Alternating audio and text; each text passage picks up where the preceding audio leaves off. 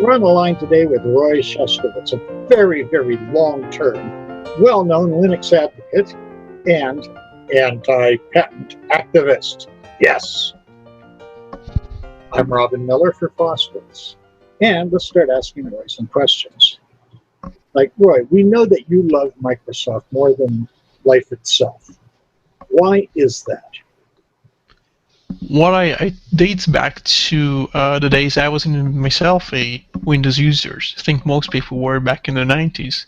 Mm-hmm. The last version of Windows I was using was Windows 98.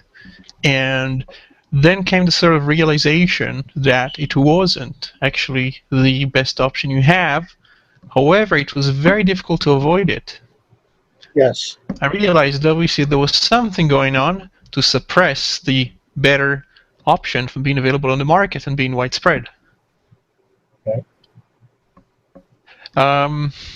Then came, well, I'd already known about Linux because I had some friends who were even geekier than myself. And they were experimenting with this thing called Linux. They weren't mentioning GNU or Unix and things. And I myself started to use it around the year 2000. And I had a good friend from Finland who helped me adopt it and learn how to use it at the time. Back when you needed help, we all needed help to install it the first time, right? Yes. Installation was very difficult. However, when I started university, we had it kind of set up in a very nice way. We had one of the earlier versions of Red Hat, and about 6 or 7 environments associated with it, and very easy to use because everything had been configured by a guy called, I think, John Latham in Manchester University. There was a distribution called MCC, called after the Manchester Computing Center, I believe it was called at the time, but it had been renamed later. And he was working with me for a while. That's kind of like working within some of the core people behind the kind of Linux community at the time. And they make it easily available to all the students. I'm going to point something out to you. You talked about how it wasn't GNU. Actually, GNU predates Linux. Yes, and that's a point I make very often to people. Yes. In fact, I very much insist on the fact that what's known as the Linux Foundation used to be called OSDL, among other things that that kind of collapsed onto it. They need to kind of give more credit and need to give the full story, because I think they kind of contribute towards rewriting of the story so that people don't ask questions about freedom. They don't ask exactly where it came from and why. And instead, there is more of an emphasis on the technical merits and the corporations that kind of yield patches for the Linux, i.e., the kernel. Yes. I only found out, so I should mention it to you, about Stallman and about the philosophy of GNU only a few years later. Okay. A friend of mine, a guy from Finland who was helping me adopt it, he told me that Linux was a Finnish thing invented in Finland. True. And I which is true. Technically, it's true. But when you look at the entire system and when the whole thing began in the development, it's not entirely true. It was developed in Massachusetts Institute of Technology. People say it's not free software because it's not gratis. Well, they don't understand free software. Well, it's not freeware. It's not freeware. So that kind of completely misses the point of what they're trying to promote in the first place. If they try to sell Debian, and Debian calls itself Debian GNU/Linux, or they have their BSD, I'm not sure they still have it, but they had a BSD variant of it. I think systemd kind of makes it more difficult for them now.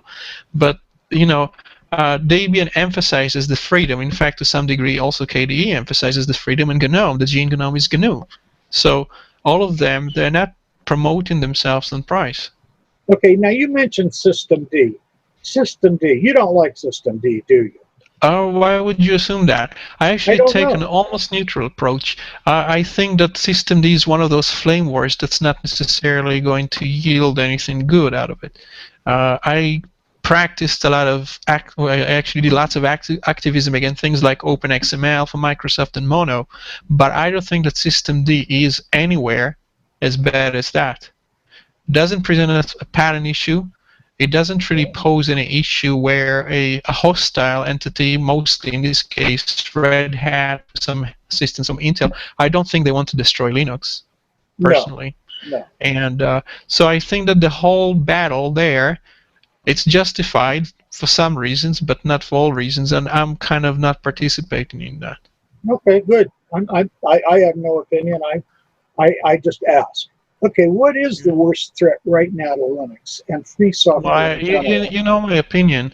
They say, a carpenter is going to look at everything, I don't know, as like kind of nails and pieces of wood. So Yes. because I'm writing a lot about software patents, which is on my own personal choice, I continue to think that's the main threat to the freedom of software, not necessarily free software in itself, but if we do not manage to eliminate the cost associated with the replication of software and the distribution of software, then the software is no longer free. One of the arguments against systemd, since we mentioned it before, was that it makes it more difficult to interchange different parts, different components of the system, because systemd brings with it a lot of things, and it's not the whole notion of Unix being monolithic is kind of broken apart. In the case of patent, what basically happens there, you lose one of the key kind of concepts of what free software is. You should be able to distribute it free of charge, to change it, to modify it. Software patents completely interfere with that. They're antithetical to the whole notion of free software. So I like Right. Mark Shuttleworth, by the way, as a Yeah, person. I spoke to him over the years, only digitally for various reasons, like Sure. doing an article, or he left quite a few comments in Techrights back in the days when I Yes. criticized. I'll tell you, the context of that was me criticizing Canonical for licensing patented codecs for Yes. Microsoft. I'm aware So of the that. very notion of introducing and spending money on codecs and paying for patents, specifically software patents, so that Linux will have those codecs, was kind of convenience of a freedom. Yes. And lots of people agreed with me. And it kind of created a stir at the time. So I don't think it necessarily likes me. I think quite a few people don't entirely like me, but I'm fine with it if they have a good reason for it, if they criticize something that they did. So it's not like a blind kind of dislike, but there is a kind of criticism behind that. But I have lots of allies online. I have friends online. I have people who kind of really appreciate the work that I do. Those who don't like me, usually, if not always, are those that are not supposed to like me, because they're kind of on the opposite side of me. So when they don't like me, the way I look at it is I must be doing something right. What about Yeah. the posters we used to get? I guess you can still get them that say, when you download Linux, you're downloading You're terrorism. or communism, usually they have this kind of a devilish thing. I'll tell you where we are now in terms of the stereotype. If you're using Tor, you're a pedophile. Yes. Okay. If you like privacy, you must be doing something wrong, and you're probably a criminal if you want privacy. That's what they say. If you're using free software, then you're kind of like at the margins of society. You're an Oh outcast. You my. have no friends, or something along those lines. Linux is kind of a cooler one, especially when you say Linux, because Linux is like Torvald, it's like North European thing. You get paid well. You work for those big companies, IBM and HP, and even Hmm. Microsoft is supposedly your friends now. So Linux has got kind of a higher kind of standard. If you say GNU, oh my God, you need to take a shower, man. So they have these Oh, stereotypes, and this is how they control what people want to be associated with. okay, works for me. I've met Linus Torvalds. I've met Richard Stallman. Like them both, as a matter of fact. I mean, Yeah. Stallman can be unlikable at times, but I enjoy him. It depends on who you are. I mean, I get along. I met Stallman quite a few times, and he seems to we get along very well. Of And course I he think does. that's because we tend to agree on most things. I'll tell you one thing about Stallman, and I think that's a very common. You won't see me saying anything negative about him. I had some disagreements in general with the fact that, for example, they gave an award to Matthew Garrett, whom I don't think is necessarily worthy of kind of a freedom award. But in general, the thing about Stallman, he has moved so far from the center, or what's considered to be the normal or average or the acceptable or the consensus, that to be like him or to be in agreement with him, you have to be equally, shall we say, extreme. Okay? Yeah, And if you're capable of kind of accepting a person who acts different, who eats a bit different, who kind of comments on things from a different point of view, to the point where some people would take his comments out of context and say that he endorses pedophilia or rape or he's a chauvinist or something like that. And that happens. People do try to misinterpret his words to say that because he goes as far as making statements that are not conventional. Stallman, to me, he has a big beard. He's wearing robes. He's on the mountain. He's saying, repent!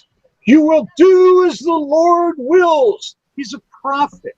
Prophets are often not loved very much. He's a prophet, and we need our prophets. You could say, well, there is the sarcastic side of it, and there is the kind of the parody which he does with the Saint Ignatius. But I'm not being personally, I mean it. I'm not being sarcastic. Yeah, I know you're not, but I think that this act that he does, it's a bit self-discrediting in the sense that people will take that out of context. So I don't think necessarily that from a political point of view, if he had a political advisor, they might say to him, look, Richard, don't do that. And various other things, which... He'll listen to a political advisor. He'll listen to a political advisor as much as Donald Trump will. Okay, let's not say political advisor. Let's say public relations expert, as they call themselves, or something like a representative, like the people who literally trained. I think it was Pam Enstrom, who works as a PR agent not only for Microsoft but for Bill Gates himself. They trained him on how to behave, how to dress, how to move. They spent a lot of time taking a person who was a sociopath. Textbook example, sociopath, to the point where his bosses were saying negative things about him, and turning him into a person who appears to come across as charming. Well, and then they also paid a lot of money to the media.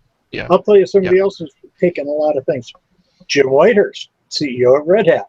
Now, I'm not saying this. I like Jim a lot. I think he runs a good company. I think he does it in a good and honest fashion. But before that, he was the chief operating officer for Delta Airlines. He was the guy who had to go out and say, too bad about that plane we lost, that crash. Oops, sorry, people. He was the guy who faced the media with the bad stuff. So they put him through a lot of media training classes, how to look good on camera, how to work with reporters. He's PR trained, and you know what? He's the smoothest guy in the free software business. I saw an interview about 7 years ago, something like that, in a conference. Yeah. I liked Jim. Maybe that's an indication. I also like to see his predecessor, by the way. I wrote like an open letter when he was appointed, but I think that you don't follow me online, but I have a very strong criticism of open source. That's .com, not .org, which mostly has to do with the promotion of his book, which is called the Open Organization. They have a IRC channel and all kinds of counselors around it and writers about it. And I found it rather disgusting that they're on a news site that's basically kind of prostituting his book to the media, to the people. And they've done literally, I think, 170 articles about it now. Okay, and I think this is from an ethical point of view. Forget about marketing for a while. For an open company to kind of get itself across as being open, while doing all this public relations thing and having all the strategists and lobbyists and stuff. They don't call themselves lobbyists, of course. They have this reputation laundering, so they call it something like communication or public policy. And there is this aspect to Red Hat. They will never speak to you, almost never, about patents, except Rob Tiller will speak to you about it, and he will also be somewhat evasive. And their work with government agencies, especially the DoD and the NHS.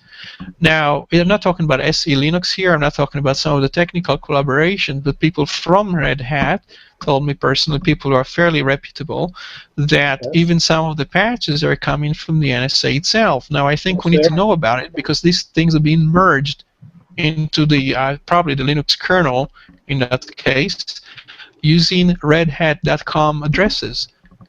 So the code does not necessarily come from Red Hat. And I wrote quite a few articles about that. It actually created a bit of a stir at the time. And we never got our answers to it. There was also the deal with Microsoft, which deals with a patent standstill, as they call it. And I wrote quite a few things, and I spoke to people fairly high up in Reddit about it. before eventually I spoke to Stallman and also to Eben Moglin indirectly about it. And I found out that they're kind of okay with it. So I thought, okay, well, if they're kind of okay with it, then fine. Right, I'll tell you what I know about the use of operating systems in the NSA, because I spent the past 5 years or so writing a lot and researching a lot about the NSA and also about Linux. So one of the things they use a lot in the NSA is things like SharePoint and Microsoft. So there is this element in the NSA. In fact, that's what they use for distribution of documents and things like that.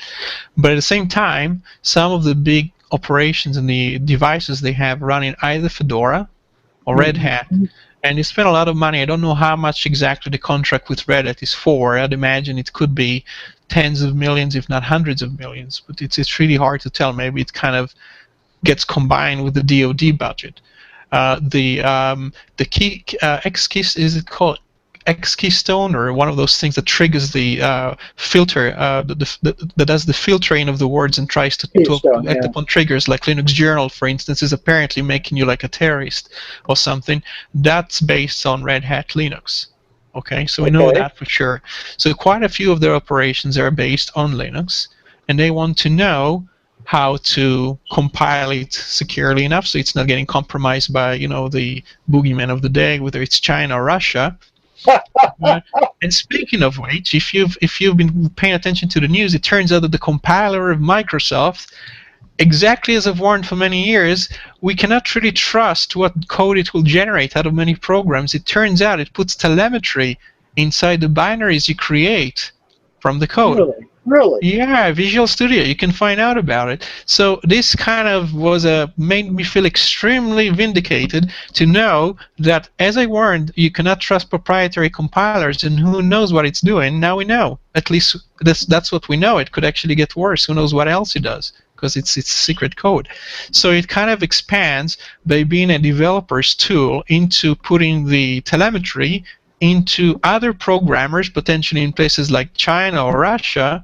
It puts their DNA inside the code.